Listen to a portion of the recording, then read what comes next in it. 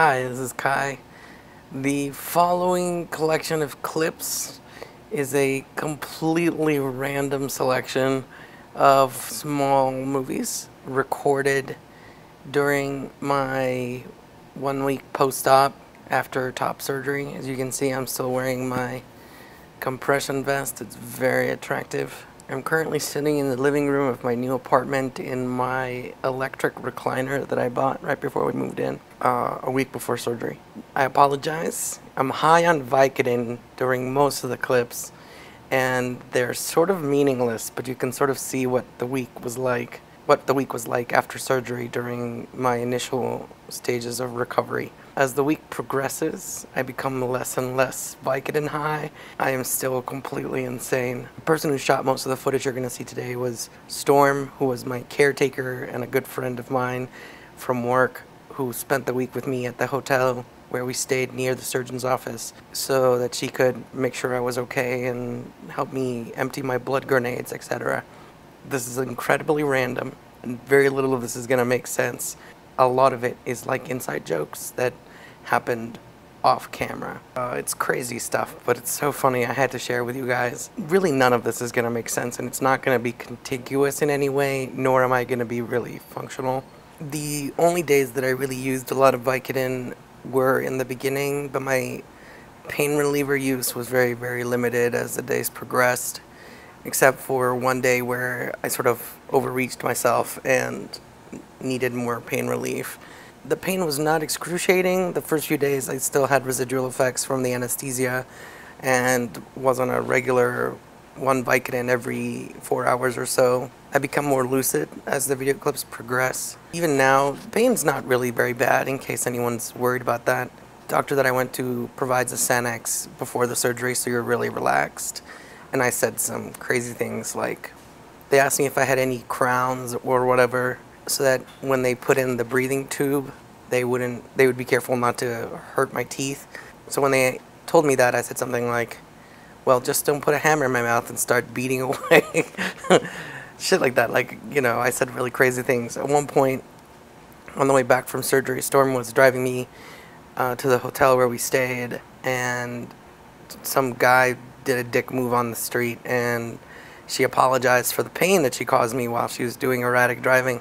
And I said something like, don't apologize for the accidents that happen in nature and human beings' reaction to it or whatever. It was like, I was super high. They offered also nausea medication in case the anesthetics made me sick to my stomach, which it didn't. In fact, my appetite was insane. Like, I ate so much food. They recommended proteins. Right after surgery, they recommend a liquid diet so that in case your stomach is ill, and since you haven't eaten for so long, to be careful of what you eat. But the night before surgery, I had a rack of ribs, and immediately after surgery, I drank juice and had like soup. I ate ridiculous meals, like full meals throughout the day, and ate a lot of protein, and I had absolutely no problems. There was an issue with going to the bathroom. It took me 4 days to poo, and the result of that you'll hear in one of the videos. If anyone's grossed out by brown humor, just avoid that clip. I do give you warning and say it's not safe for work, so just skip ahead a couple seconds and you'll be fine. So going to the bathroom was an issue. At the beginning it was hard for me to like pull my pants down or pull them back up afterwards, but within a few days I was able to take care of that myself. I was not able to shower on my own, so bathe. So I got a couple like sponge baths from my friend. First shower happened the day after I got home, and they give you instructions for that, like, you know, don't stand in front of the jets. There were periods where I could feel like a burning sensation on my chest, and it could have been from the incisions or it could have been from the nipple grafts, I'm not sure. Some really funny stuff that happened is when, you know, they warn you like your nipples could fall off, they may not stay. And so we had long conversations about like how I could resolve that issue in case I lost a nipple. We talked about you could get like skin colored stickers at like IKEA for like $150 for like $1 or some crazy thing. So we talked about like drawing nipples on them and just sticking them on, or You know, some people may find that attractive if I only had one nipple. We also talked about in case I lost the nipples, I could get those like hooker, vaudeville dancer tassels or whatever. Or pasties, and just say, oh, my nipples under there. I'm just very sensitive or whatever. The scars just look gruesome. They're not fully healed yet, obviously. And they're covered with surgical tape to keep the stitches closed and stuff. Most of the pain was actually from the breathing tube. My throat was sore for like 3 or 4 days, and it was very annoying. I had like, you know, when you lose a limb, you can feel the limb. It's like a ghost limb sensation. So I developed sensitivity around where I imagined my nipples would be. And so I kept talking about them as if they were ghost nipples. So you'll hear some of that in the clips coming forth. But they did say that I might feel shooting pains or whatever once the nipples start to heal. That's all the nerves are generating. But ghost nipples come up a lot. They still do. Once I did see them, like once they removed all the bandages and I was able to shower, like they just look like little black coals. It's so gross. They are so gross. You're not going to see anything graphic. You'll see the tubes for the blood grenades at one point, but I'm mostly covered up throughout all of them. If you're in any way afraid of gore or whatever, you're not going to see anything like that. I walk like a baby, you know, like crazy like that, and most of the pain happens actually when I'm walking around. All in all, recovery is going okay. I'm sleeping a lot, sitting around a lot, and watching a lot of movies and so forth, just taking it really easy. There may be a video once all the stitches get absorbed and things start to heal, but the scar on this side is pretty gross. Like it's jagged and shit. I'm buying some of the silicone tape that people have recommended in order to keep the scarring kind of minimal, but nothing's gonna happen in the next month or so until I see some progress on that front. Not because I'm afraid of like showing you guys, just because also the line for my pecs seems a little bit high. Like I would have expected it to be a little lower, but what do I know? I don't perform reconstructive surgery on pecs very often, so maybe I'm wrong. Yes, things are still a little sensitive. I'm so sick of wearing a binder. I get to take it off when I wash it and stuff, but wearing a binder or a compression vest or whatever after surgery was probably the most annoying thing, just because I hated them so much when I wore them before, and just not being able to take them off and feel clean was the most annoying. The second most was the throat, and third most was the itchy burning feeling from my ghost nipples. Okay, on with the video clips. If you have any questions, you can always comment. Boom.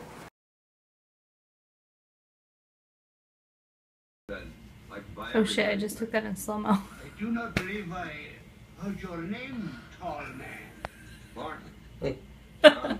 Yeah, exactly, just like that. Your father Okay, so how are you feeling?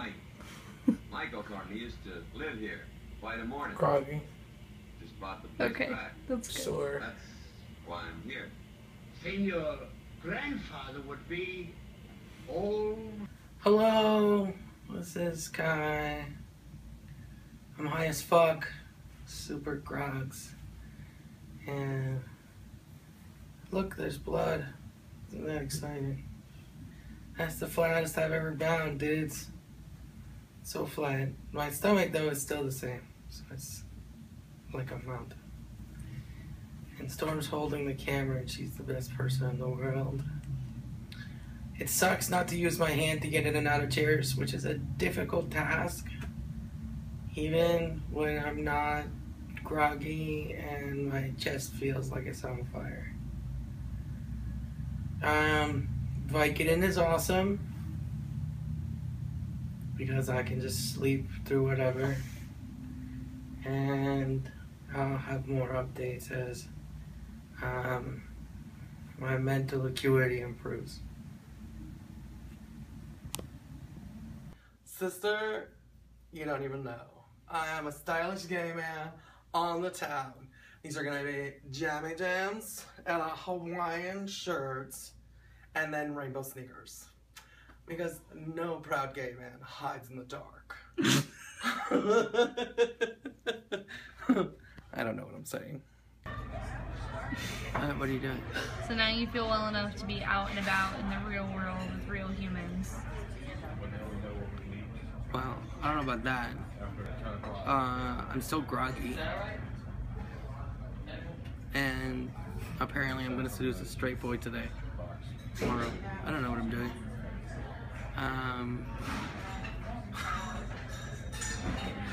I'm just glad I don't give a fuck what anyone thinks about what I'm wearing. Oh, my chest is so itchy.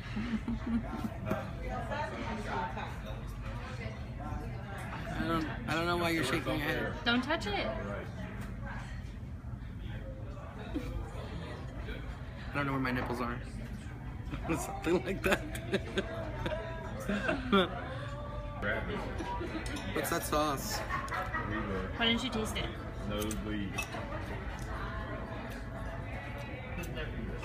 Ooh, it's honey mustard.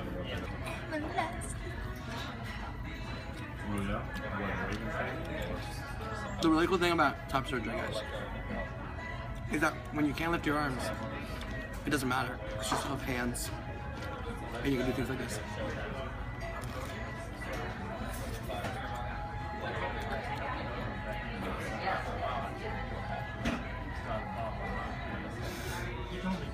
It's hot. It's good. I have to put it down because I have to eat some fries. Oh, I'm sorry about my little dance. I got excited.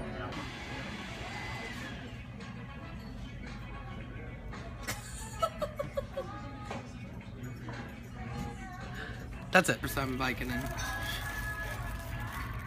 Yeah, and I want to watch something.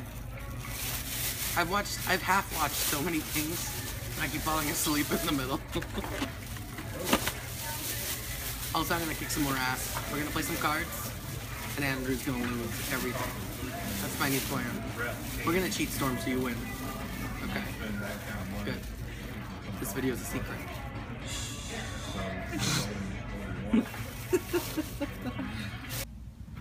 I've had ribs 3 times. I will have ribs 3 times after today. Best recovery ever. You tried to seduce a straight man into your bed. Oh, dude, no. Okay, so I'm not allowed to have sex for 10 days after the surgery because it would actually tear my ghost nipples. So you have to be very careful and not have any sex. So yesterday I had an almost erotic bath with my caretaker, who's a very attractive young lady, and it was not, we didn't have sex, I'm not allowed, but it was close.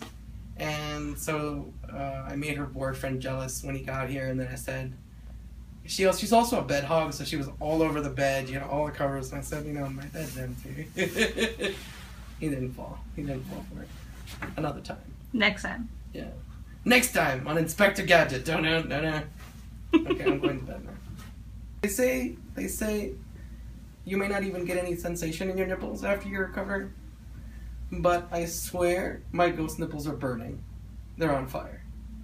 Also, this is not safe for work, but when you take pain medication, you sometimes get constipated. It's been 4 days, I think. 4?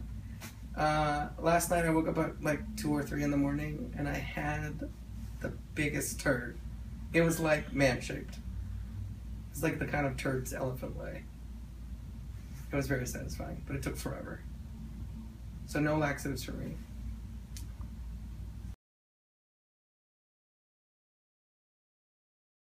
Matt, when I die, you can have my collection of Etsy mismatch fine china.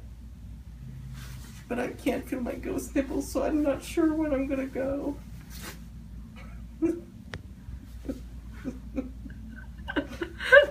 So thank you for joining me on my Vicodin adventures. This video is pretty much done. I'll catch you guys in a month or so with any updates or footage or whatever. I'm just gonna be sitting at home for the next 3 weeks recovering. So my life's very exciting. Thankfully, recovered is gonna be a paid recovery, and the surgery was covered by work. So I'm not financially at risk for taking this time off. Hopefully there's a hysterectomy in the future. I've missed being on T for the last 3 weeks. It's been a nightmare just because I haven't had T. and we'll see. Thanks for tuning in.